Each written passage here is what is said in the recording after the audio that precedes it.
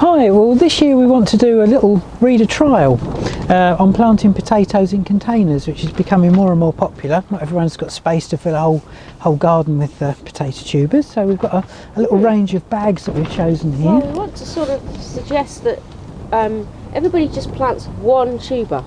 So it could be any kind. It could be an early, or it can be a second early. We've got Charlotte here, haven't we? Yeah. We have, yeah. Second early.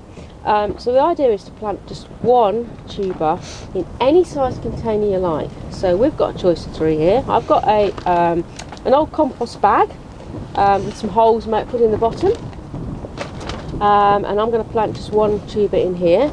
And obviously, as the plant grows, I can unroll it and add a bit more compost. So it'd be interesting to see how that one does. And you've got I've got actually a purpose-made potato bag. Yeah, I've used these before, and I'm going to keep trying them. Find them quite good.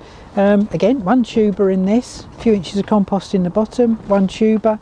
Fill it up this time rather than unroll it like with Em's bag. Mine's already got holes in the bottom, so what I could do is put this on some soil, I suppose, so the roots can go through. But yeah, might see how that goes as well. Yeah. Well, I've got this posh one, which is you can get from garden centres and online. Like a few holes there, not quite as many as yours do. No. But you know, quite a solid, sturdy bag that lasts year after year. So, looking forward to the challenge. Yeah. See how we get on. You can use absolutely anything you like. You can use a small pot. You can go for something 3 times the size of this, but again, just use one tuber. And it's just going to be interesting to see how one tuber performs in an array of different containers. And that's the trial. Yeah, and you can feed them or not. We've got some. Well, I've got a secret ingredient here, which I'm not going to give to the other two.